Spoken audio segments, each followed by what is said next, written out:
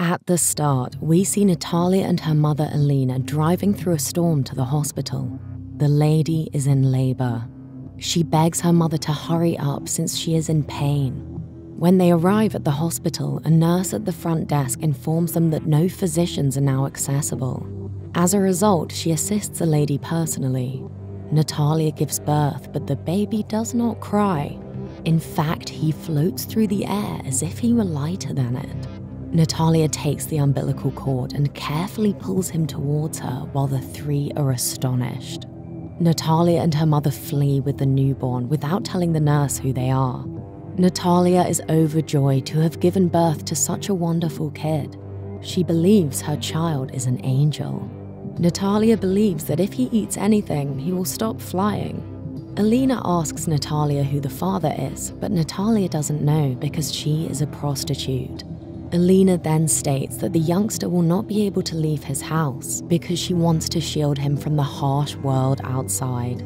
Alina awakens the next morning to see the infant lying on the ceiling. She cautiously lowers him. Oscar is his given name. Just then, 4 of Alina's friends come to their home to see the infant. Natalia belts the baby to the cot and covers him with a blanket. The ladies seem unconcerned. One of them tries to take up Oscar, but Alina refuses, citing the baby's fragility. The women then walk away. The two then make the ceiling of the house comfy for the youngster so he may sleep freely. Oscar is allergic to the sun, therefore he cannot go outside, according to Alina. Cut to a few years later, and Oscar has matured into a lovely youngster. His grandma still does not allow him to leave the house. He spends his days peering out the window at passers-by and watching Batman on TV. At home, Alina also teaches him to read and write. One day, Natalia creates a jacket with weights in the pockets for him. Oscar is now able to walk on the ground. Natalia is relieved since she can finally send her kid to school. Alina, on the other hand, is opposed to him leaving the house for his own protection. Alina refuses to budge even when Natalia pushes. One day, Oscar is alone in his house when he unlocks the window and attempts to escape. When Alina and Natalia return, they are surprised to find the window open. They initially assumed Oscar had run away from home, but Oscar's jacket had reportedly slipped off and he was caught in the rafters. Alina begins to permanently close the windows, but Natalia has had enough. She wants her child to go outdoors and see the real world. She had an argument with her mother and took Oscar outside that night. During their stroll, she advises him to keep his power hidden in order to keep himself safe from the bad men. He walks with a limp since he hasn't walked much throughout his life. Natalia started taking him out in his jacket every day from then on.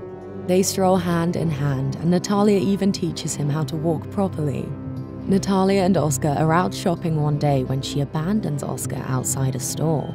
During his wait, he runs into a young girl called Agata and dumps her goods. The small girl is enraged and requests that he assists her in carrying the items to her house. Oscar hesitates at first, but eventually decides to assist her in carrying bottles. The two walk outside of the store. On the trip, they discuss a variety of topics. Oscar gets fatigued after a while of walking due to the weights in his pockets, so he tosses them out. The bottle's weight holds him on the ground. When they arrive at Agata's house, she requests the bottles. Oscar refuses, knowing that he will fly away without them. The two yank on the bottles, ultimately dropping them. Oscar soars up now that the weights are gone, but is mercifully stopped by the roof.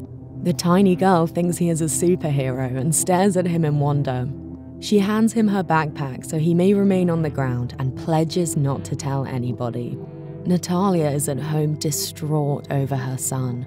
Just then, he comes sprinting home. He informs his mum about his new acquaintance. When questioned if she is aware of Oscar's abilities, he lies and claims that she is not. Agata and Oscar begin playing together the next day. She comes to Oscar's for playdates every day. Agata's grandma invites her over one day. Natalia discovers that Agata is aware of Oscar's skills while they converse, so she forbids Oscar from playing with her the next day. Agata comes to Oscar's house every day, but Natalia always finds a reason to send her away. One day, Agata takes her grandma to Oscar's home. Natalia dismisses them, claiming Oscar has homework, but Agata discloses that Oscar does not attend school. The grandma, along with other local ladies, summons the police to Natalia's home. They insist that Natalia and Alina enroll Oscar in school, and the two comply. Oscar's first day of school has arrived. Natalia welcomes him, but quickly finds that the students are meant to leave their backpacks and overcoats outside. She drags him back to the car and they drive back home. To avoid anybody checking on Oscar's condition, they ultimately decide to relocate to a rural town. A few years later, Oscar is all grown up. Alina was no longer alive. The mother and son have relocated to the Highlands and are leading regular lives there. Oscar is usually carrying his backpack. Oscar watches an advertisement for a talent event on TV one day. The announcer encourages anyone with a special talent to audition for the show. He wants to participate in the event to demonstrate his ability, so he chooses to leave town without informing his mother. Oscar attends a talent exhibition a few days later and displays his flying ability to everyone. Everyone is taken aback. Some others believe Oscar is an angel. Oscar catches the eye of a talent scout named David, who gives Oscar the opportunity to become famous. David informs him that he will be invited to TV shows to demonstrate his talent. Oscar's greatest wish is to have a biography published about him, and David vows to make that a reality.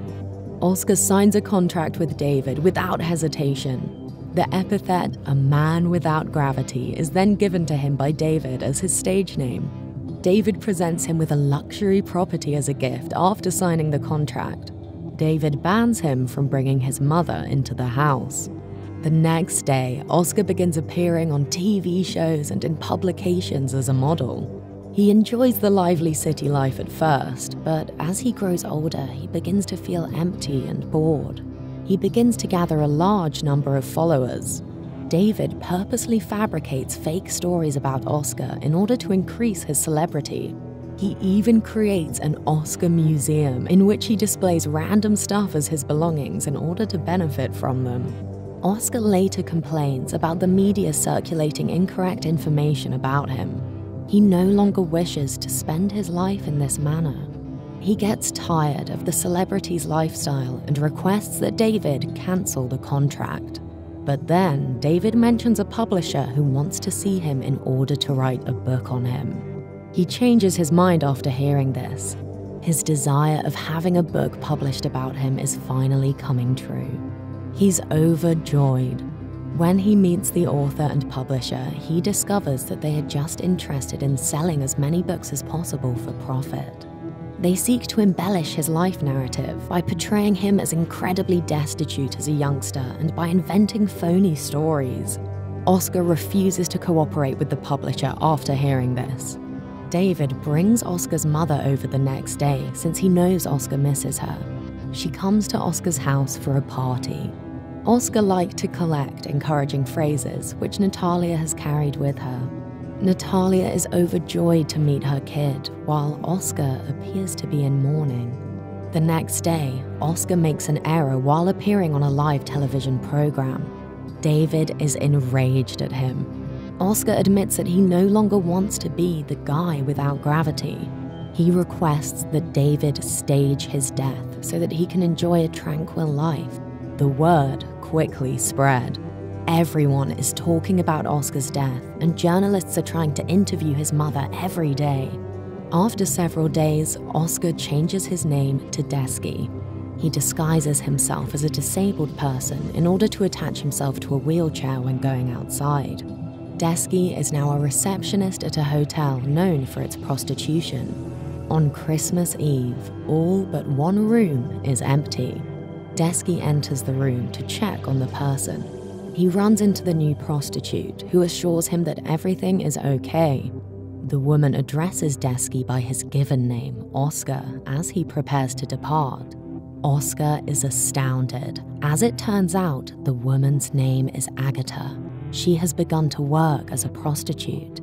They are overjoyed to see each other again.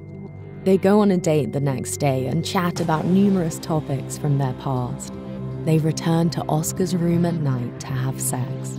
They are in love, but Agata is still hesitant to accept Oscar's love because of her career. They have a large argument about the matter, and Oscar departs. The next day, Oscar returns to his former village, only to find it desolate. The museum that was set up to showcase Oscar's possessions has also been closed. He enters his old residence and remains there for a bit until someone knocks on the door. Agata is dressed as her younger self. Oscar grins when he sees her like that. Oscar and Agata are married and reside in Oscar's boyhood house a few years later. Agata is expecting their kid. Oscar has begun working as a window washer. The film concludes with Oscar dressed as Batman washing a skyscraper window. He is living out his boyhood fantasy. Subscribe to see more videos like this, enable the alert bell, and leave a like to support the channel.